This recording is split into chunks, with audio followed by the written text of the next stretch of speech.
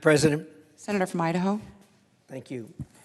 Madam President, I rise today to discuss Russia's invasion of the Ukraine. And in a moment, I'm going to ask unanimous consent to pass some legislation which has been kicking around here for a while and is way overdue. What we've witnessed over the past 5 days is a flagrant act of unprovoked aggression perpetrated by Russia against Ukraine. The world we are living in today is different from the one we lived in last week. For months, I, along with my Senate colleagues on both sides of the aisle, have watched the conflict edge closer and closer. The intelligence community provided accurate and clear information on the situation, and for this I commend them.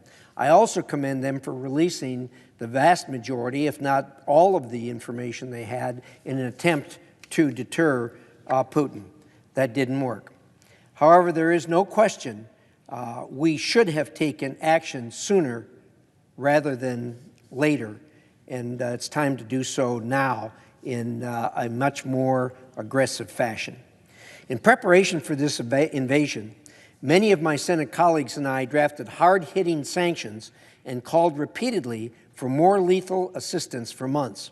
We used all leverage at our disposal to pressure the administration to take sufficient action, but despite our actions, our efforts, it didn't happen. Certainly, some military assistance was provided, but it is hard not to think that if we had expedited Javelin and Stinger deliveries last year and let our allies move more equipment sooner, the Ukrainians would be making the Russians pay a much higher price. Right now, Ukraine desperately needs the support of the international community. It needs us to sanction Russia, to punish its government for this unjustified attack. These Ukrainian heroes need more weapons, armor, and supplies to fight back the Russian invaders and preserve the lives of its population. The Biden administration was well-intentioned in pursuit of a diplomatic resolution for Russia's aggression, but the administration was wrong to oppose our congressional efforts to impose even tougher sanctions that were essential to make our deterrence credible. President Biden made it clear that maximum economic sanctions would only come after Putin invaded. The administration's promise that the threat of sanctions would be enough to deter Putin was a mistake. Look where we are now. Diplomacy has failed. The invasion has happened. While sanctions have now been levied on Russia, there is still room for more robust sanctions in order to get Putin to pull back. I have always said I am all in on all of the above when it comes to Ukraine and Russia. I'm happy to support legislation proposed by my Democrat colleagues, but the Senate must take the lead and mandate the massive economic sanctions that President Biden and his officials committed to. The NYET Act, which I introduced 2 weeks ago with numerous co-sponsors, contains the tough sanctions that will bring the hammer down on Putin and his regime and provide the assistance that Ukrainians need now. It's based on the bipartisan negotiations that took place over the last 2 months and includes many measures that have been endorsed by members on both sides of the aisle. To be clear, I understand that my friends on the other side are going to object to this. Nonetheless, a good number of the things they suggested are in this bill. The NYET Act places sanctions on Russia's lucrative mining, mineral, and oil and gas sectors, actions that the administration thus far has refused to take. This needs to be done, and we haven't received an explanation as to why they haven't done it. It punishes Russian and Belarusian government and military officials for their horrific actions and will expose the full extent of Putin's and his cronies on the left.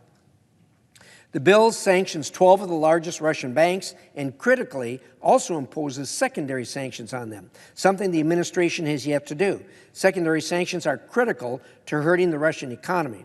They force the world's financial institutions to make a choice between Russia and Western markets.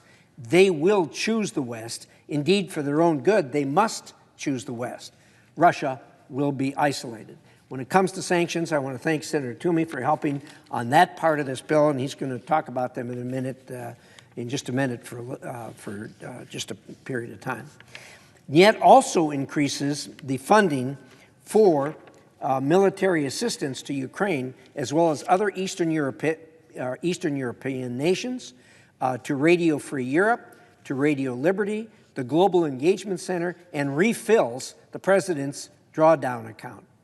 It also establishes a new Ukrainian resistance fund to help Ukraine continue to resist attempts to occupy or subjugate any new territory Russia seizes, while sending a clear message to Putin that his military will pay a price for advances into sovereign Ukrainian territory.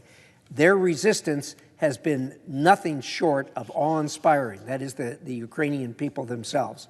We need to help them, and this bill, the NYET Act, will do exactly that.